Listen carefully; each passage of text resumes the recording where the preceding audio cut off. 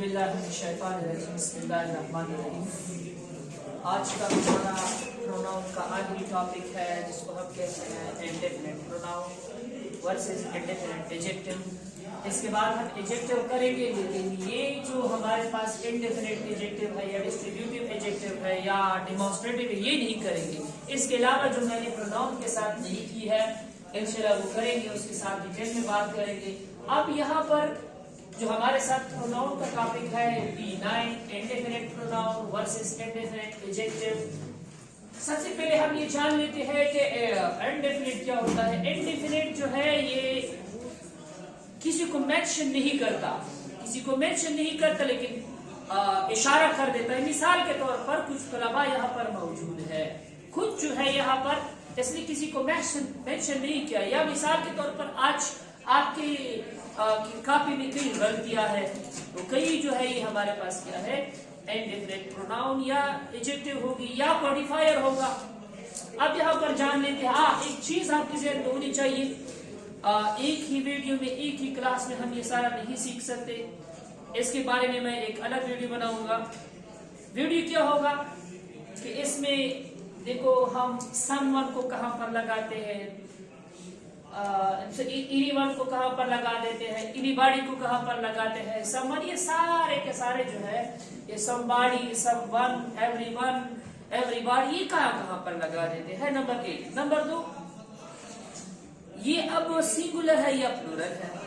अगर ये सिंगुलर है, कभी कभार यहाँ पर जैसा कि यहाँ पर हमारे पास क्या है प्लूरल लगा हुआ है, हम किस तरह इसको जानेंगे इसके बारे में हम अलग वीडियो बनाएंगे इंशाल्लाह आपके लिए, सिर्फ और सिर्फ आपके लिए। आज हम स्टार्ट कर देते हैं कि हमारे पास इंडेफिनिट प्रोनाउन क्या है। अब it is a word that does not sorry for my mistake, that does not refer to anything, amount or any person, amount or thing। मतलब ये किसी भी चीज, जैसे कि मैंने कहा कि सिर्फ और सिर्फ इशारा कर देता है कि यहाँ पर मिसाल के तौर पर आपकी क्लास में कितने स्टूडेंट मौजूद है, आप कहोगे कि सब स्टूडेंट मौजूद है, कुछ नहीं। हमारे पास क्या है, ये हमारे पास इंडेफिनिट है, लेकिन इंडेफिनिट में हमारे पास ये एडजेक्टिव है या प्रोनाउन है। ये सेंटेंस ही बताएगी कि जिसका तरीका क्या है आज वो भी सीख लेते हैं कि मैं किस तरह जानूंगा कि ये एडजेक्टिव है या ये क्या है हमारे पास ये प्रोनाउन है। आज यहाँ पर चेयर लेते हैं, ये हमारे पास क्या है someone, anyone, anybody, everyone, everybody, someone, somebody, anything, everything, all, any, every, some, few, etc। इसके एग्जाम्पल के थ्रू इसको समझने की कोशिश कर देते हैं। इंशाल्लाह मैं कोशिश करूंगा कि आपको समझ आए कि एडजेक्टिव क्या होता है इसमें और इसमें प्रोनाउन क्या होता है। देखिए यहाँ पर Danish gave this book, gave this book ये सेकंड फॉर्म है, पास इंडेफिनिट का फिक्रा है।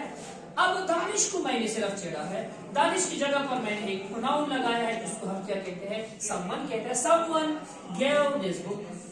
तो अब ये someone के बाद हमारे पास क्या आया है, someone के बाद हमारे पास क्या आया है, someone के बाद हमारे पास आया है बेटा ये someone के बाद हमारे पास वर्ब आया है। यहाँ पर मैंने देखा है, मैंने कई भी वीडियो जितनी भी हमारे साथ प्रोनाउन का सेक्शन रहा है सारे के सारे वीडियो मैंने वही एक्सप्लेन किया था कि कब ये प्रोनाउन है और कब ये एडजेक्टिव है।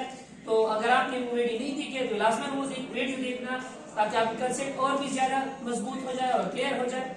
अब यहाँ पर हमारे पास इसके बाद हमारे पास क्या है वर्ब है, तो ये हमारे पास क्या हुआ प्रोनाउन हुआ, लेकिन ये कौन सा प्रोनाउन हुआ इंडेफिनिट, मतलब इसमें कोई भी डेफिनेट नहीं है, तो ये इंडेफिनिट प्रोनाउन हुआ। अब यहाँ पर इन सेंटेंस मैंने लिखा है I won't tell you secret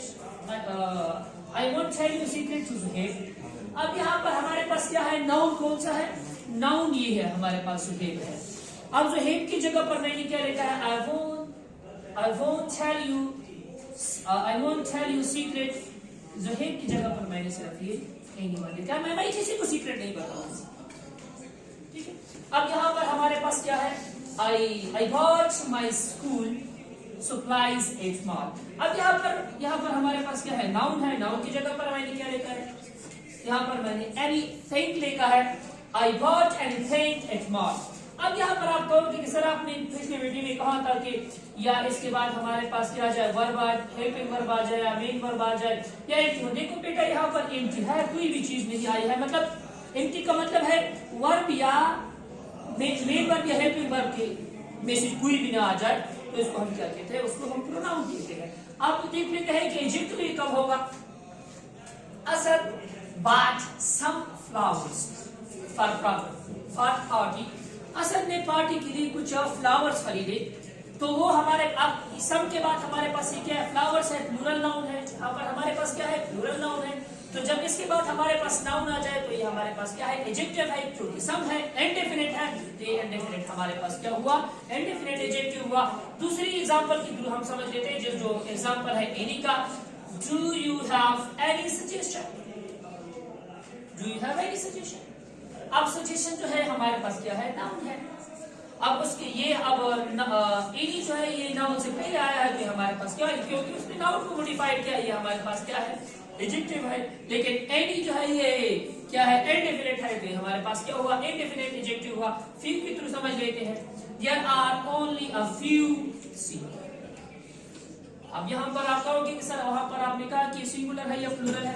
देखो यहाँ पर इस वीडियो में तो बता देता हूँ कि हमारे पास ये क्या है, सम जो है ये हमारे पास प्लूरल भी है, सिंगुलर बोथ भी है, लेकिन सिचुएशन के मुताबिक उसको इस्तेमाल करेंगे। यहाँ पर मैंने प्लूरल इस्तेमाल किया, अब यहाँ पर मैंने सिंगुलर इस्तेमाल किया। अब फ्यू जो है ये बोथ नहीं है, सम बोथ है लेकिन फ्यू बोथ नहीं। फ्यू जो है ये अनकाउंटेबल है, मतलब प्लूरल है, तो यहाँ पर हम सीट्स ही लेते हैं। इजाजत दीजिएगा, अल्लाह हाफिज़।